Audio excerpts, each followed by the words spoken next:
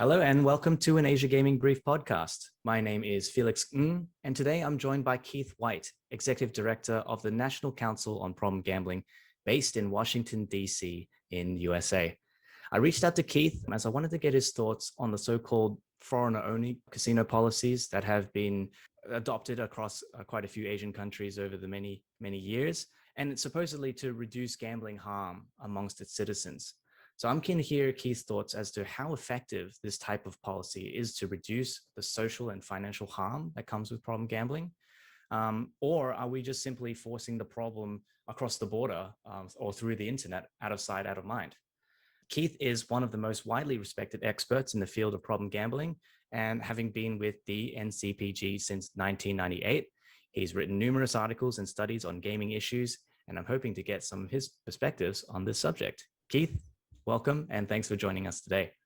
Oh, thank you, Felix, for having me. So the foreign-only approach to casinos, I see it a lot in Asia, but I think you mentioned that it actually is elsewhere in the world as well. But I guess the main question is it effective in stopping gambling harm? Well, I think, as you said, it both can be seen as driving the problem across the border or driving the problem underground.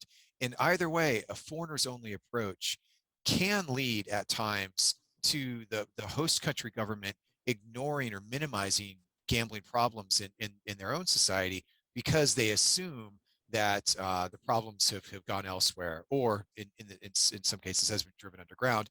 So that contributes sometimes to a public health policy that is atrophied because there's the perception that, of course, gambling addiction isn't here, and I think that can sometimes have some negative impacts. There are, I'm just thinking of three places just off the top of my mind that have this foreign only casino policy. So you have South Korea, you have Nepal, and Vietnam. And I think in a lot of cases, you see these citizens en masse traveling to other countries. Sometimes it could just be a skip and hop across the border. Maybe in South Korea's case, a lot of them end up going to the Philippines. And yeah, they're gambling. And what I'm thinking is, when you're a tourist and you're going into another country for the purpose of gambling, would it be likely that you're gambling more because you've got this pent up demand? You haven't been able to gamble for so long, and so now you've taken this trip and you're like, oh, I'm going to bring like all my money and gamble. We certainly think there can be a binge effect. If you have all this pent up demand on an individual level, the individual is eager, desperate to gamble. If they're so interested in gambling that they are willing to travel across the border and spend that money and do everything they have to do, that means there's a lot of pent up demand there, and they may blow it all out because they've only got a weekend to get in their game.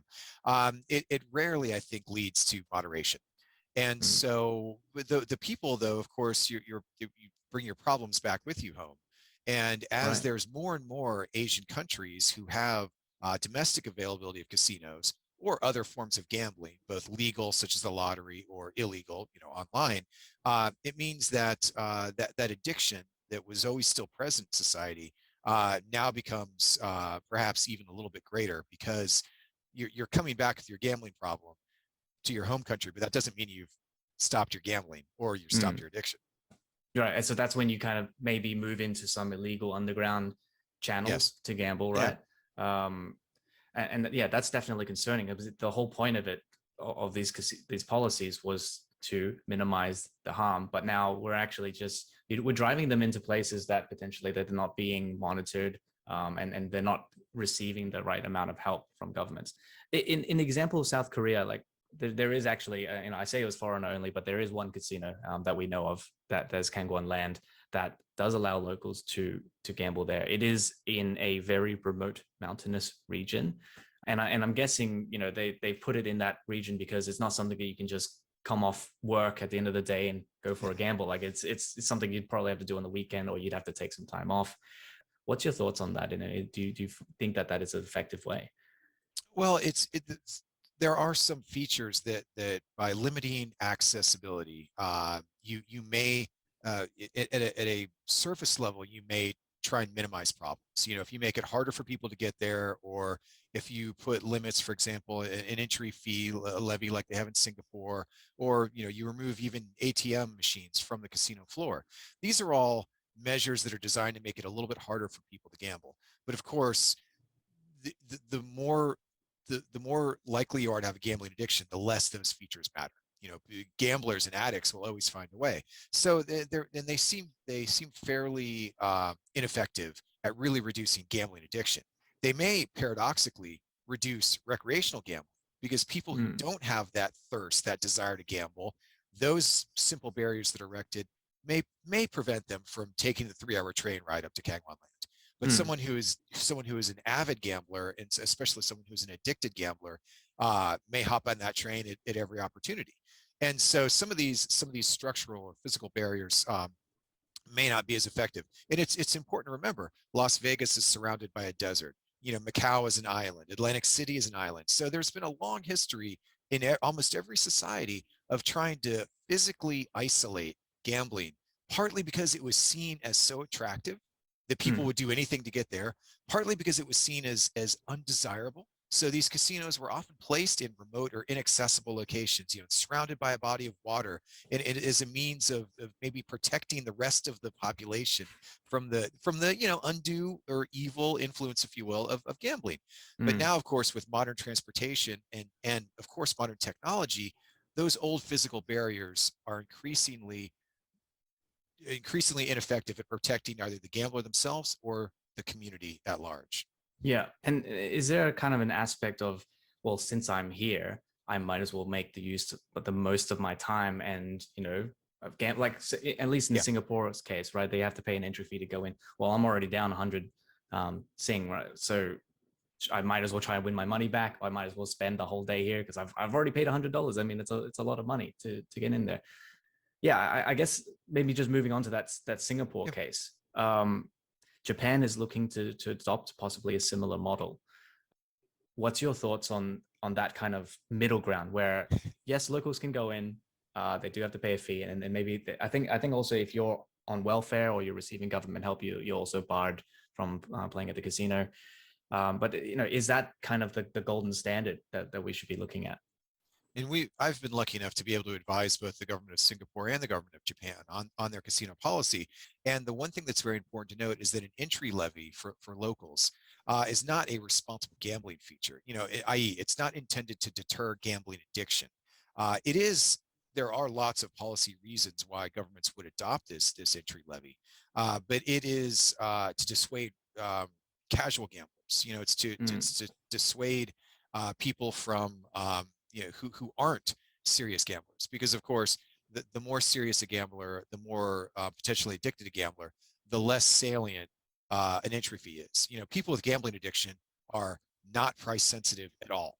mm, People, and so the further you progress towards a gambling addiction, the less price sensitive you were. And there's almost a reverse effect or a revenge effect, and that people with a gambling addiction will end up paying that levy many, many, many times over and over again. I wouldn't call it a tax on people with gambling problems, but it has in some ways that impact.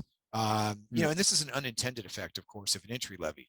So when you look at preventing gambling addiction, an entry levy is not effective. There are other reasons why governments may have an entry levy, and that there's lots of justification for that for other reasons, but not necessarily to curb gambling addiction.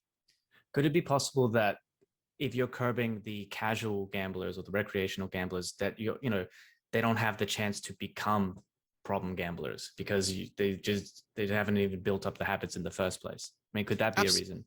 Oh, absolutely. Yeah. And the entry levy may well discourage people from going to the casino in the first place. And those are people who are at much lower risk. But certainly if you reduce the number of people who gamble, you're likely reducing the amount of people who may develop a gambling problem in the future.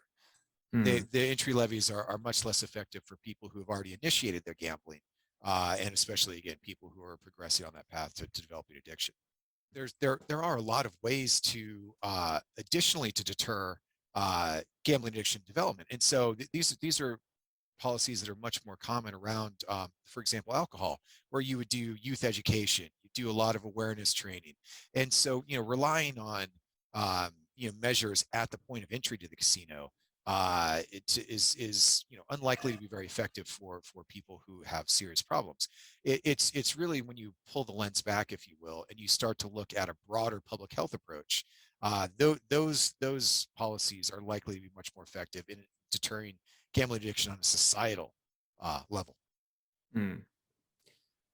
We obviously come from markets, me in Australia, you in the US, where locals can come in, we can gamble, and there are, I mean, at least in Australia's case, and I'm sure for the US, there are a lot of programs designed to monitor and make sure people are not experiencing harm, and if they are, then there's ways to help them.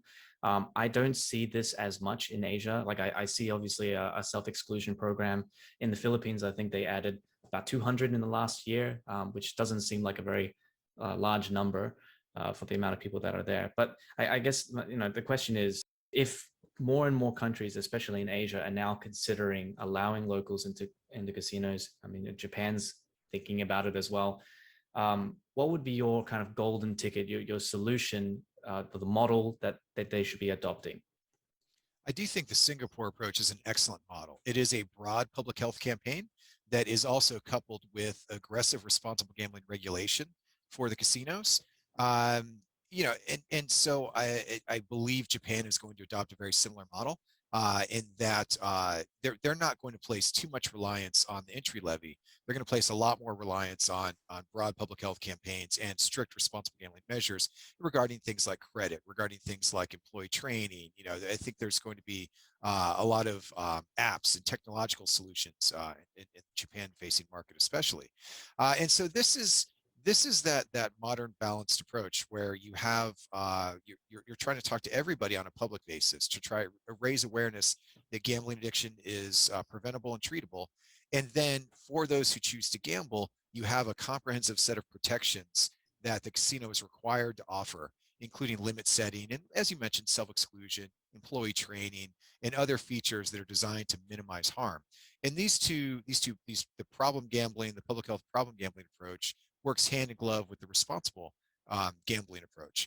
And I think that is one of the reasons why you're seeing it now in some of these newer jurisdictions is that there is less stigma now about gambling. And that as you said at the start, having a foreigners only gambling policy implies that it's not safe or it's not okay for our citizens to gamble. And so, perhaps it's not really much of a public health approach because it's seen as a little bit taboo. Now that those foreigners only policies are changing, now that people across Asia have more exposure to gambling in their own countries, we hope that public health approach will follow. So now there will be a little bit more permission, a little bit more discussion to talk about gambling addiction, to talk about it openly, remove some of that shame and stigma, and also to make sure that you're putting responsible gambling measures into place. Because again, if you are a country that only allows foreigners to gamble in your casinos, you might not have very good responsible gambling measures in place because you don't those need them for tourists, foreigners, right? Yeah, they go back home. And this was, and again, there's historical precedent, in Las Vegas for most of its history. There were very few responsible gambling measures in place because the attitude was these people are going to come and then leave their money and they'll go back home and they take their problems with them. Now Las Vegas, up to 30% of their revenue comes from the locals market, and they're much more conscious about the negative impacts of problem gambling because it stays home in their own community. But look, Keith, that's actually all the questions that I wanted to run by with you. I thought it was a very insightful discussion. And I think for Asia, there's a lot more, there's still a little bit of work to do in terms of getting governments to actually start talking about gambling and gambling addiction. I think for a lot of parts in Asia, it's still, as you say, a taboo subject. It's something that it's pretty much political suicide if you're going to bring casinos into your locale. But I do see this changing. So I'm interested to see, kind of how things progress within Asia. And I think that perhaps we can look at Las Vegas and we can look at Australia and other countries throughout Europe to see kind of how they do it. and try to figure out, how can we minimize the harm to our citizens whilst maximizing the financial pros of having a casino and a resorts business. Absolutely. It's striking that balance. I would say you can't maximize revenue unless you minimize costs, because at the end of the day, the costs of gambling addiction are going to be borne by not just the individuals and their families, of course, but also by the community, the society at large. Bankruptcy and addiction and crime costs fall on government as well. And so it makes sense, as we think about a more modern, sustainable gambling policy, to have a little bit more active discussion about those costs and benefits. When it's only foreigners, when it's only someone who's not like you, that discussion maybe gets a little out of balance. But now I think there's an opportunity to look at it in a more holistic way. And again, as much as there are lessons to be learned all around the world. We look at Singapore as a leader. I think Japan is going to do some very interesting things, and that will influence, especially these global multinational companies, who have a great program perhaps in Australia. And can they bring it into a new jurisdiction and adapt to that culture? So I think it's a fascinating time in our industry. It's a fascinating time to think about where responsible gaming and problem gambling are going. And it's great to be able to have this discussion with you, Felix. I truly appreciate you and Asian Gaming Brief and covering and keeping up with this issue. Well, thanks again for your time, Keith, and I hope to talk to you about some of these issues a little bit more in the future. My pleasure. Thank you. Thank you.